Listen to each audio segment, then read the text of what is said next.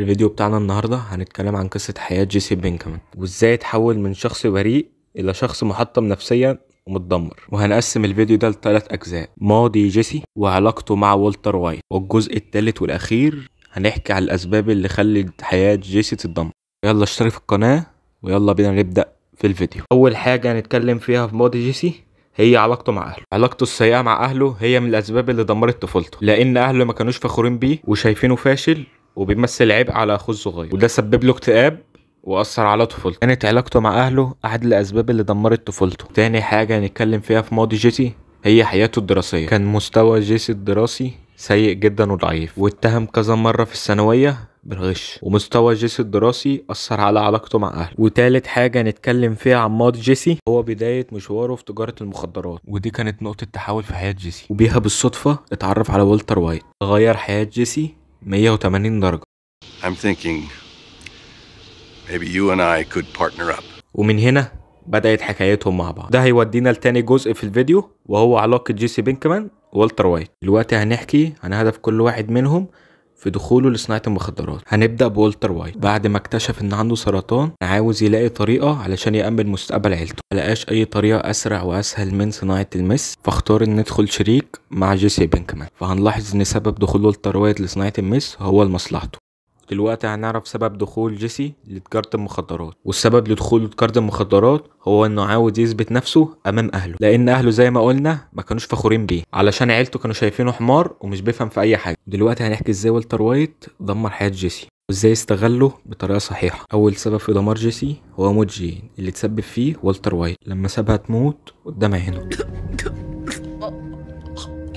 طيب ايه السبب اللي خلى والتر وايت يموت جين؟ السبب ان كانت جين بتحاول تجبر جيسي انه ياخد حصته من الفلوس ويهربوا مع بعض، وده طبعا ممكن يأثر على شغلهم في صناعة المس. الحاجة التانية اللي عملها والتر وبيها دمر حياة جيسي انه والتر بيجبره انه يقتل، زي ما والتر اجبره انه يقتل جيل علشان مصلحته وخوفه من جاس.